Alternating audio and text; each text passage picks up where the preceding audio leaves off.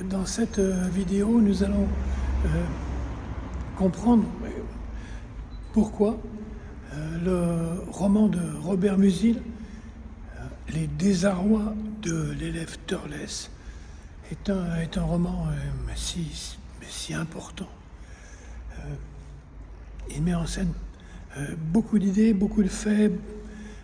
On va essayer en très peu de temps, on va essayer de débroussailler tout ça.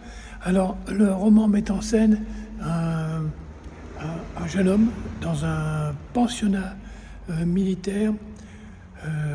Nous sommes dans l'Empire austro-hongrois, l'Empire en fin de course, tout proche de la Première Guerre mondiale.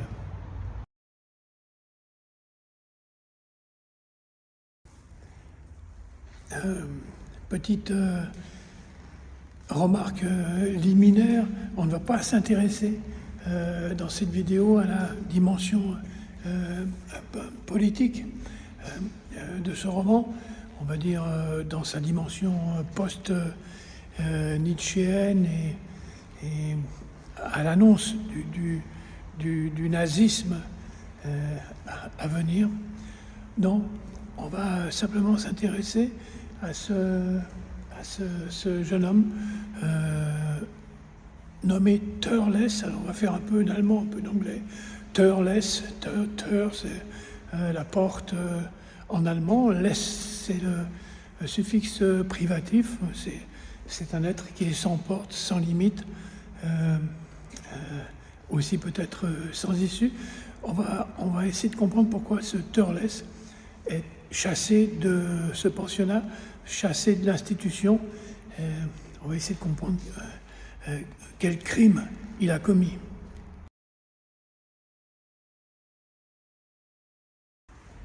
Et alors là, oh oui, il s'agit bien d'un crime.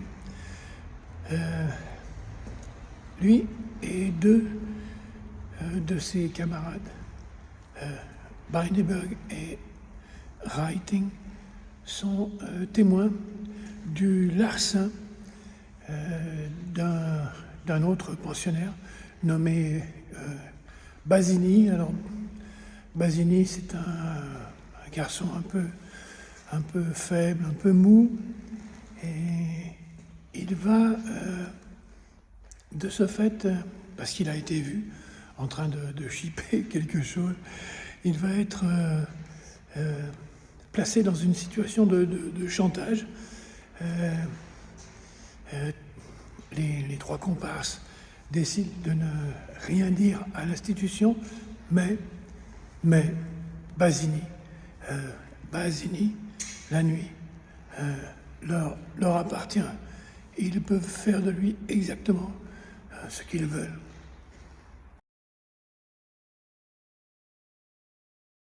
Beineberg et Reiting ne s'en privent pas de faire sur Basini exactement ce qu'il souhaite, mais Turles, lui, apparaît plutôt comme un observateur, et en tant qu'observateur, il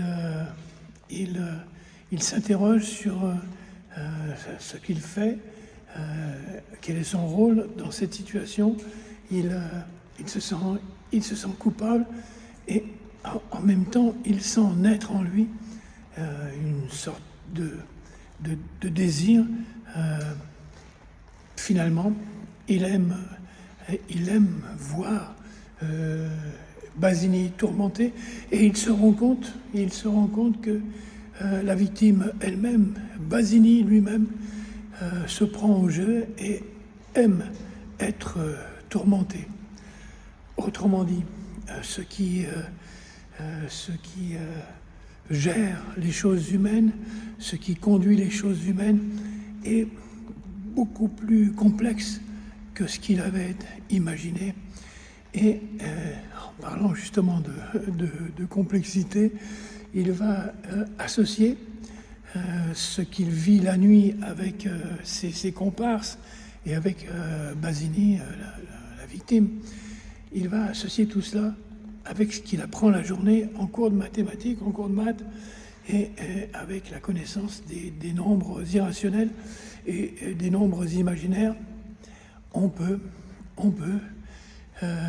calculer la surface d'un cercle en s'aidant du nombre pi, qui est un parfait irrationnel. Le nombre pi n'a pas de définition exacte, il est sans limite.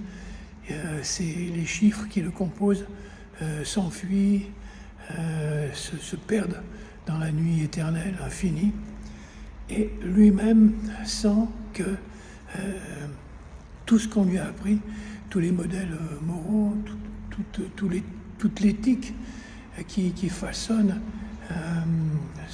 qui a façonné son existence et qui semble façonner l'existence des adultes et de la société, tout cela tout à coup résonne faux. Il n'y a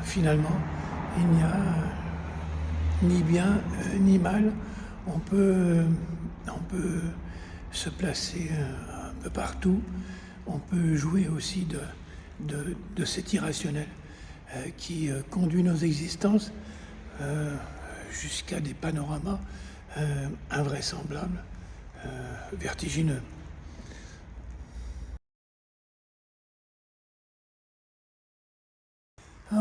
Comme le dit Musil, oui, comme le dit Musil dans son roman, il n'y a pas de mur pour séparer le bien du mal. On n'est alors pas si éloigné du fameux tout est permis, tout est possible de Dmitri Karamazov. À tout prendre, les désarrois de l'élève Turles de Musil est peut-être le roman le plus dérangeant du XXe, mais pourquoi pas du XXIe siècle. C'est le ver dans le fruit. Grâce à lui, plutôt à cause de lui, on se sent, nous aussi, tous, non seulement coupables, ce qui serait encore trop peu dire, on se sent tous capables de tout faire, de tout penser, de tout entreprendre, au-delà de toute valeur.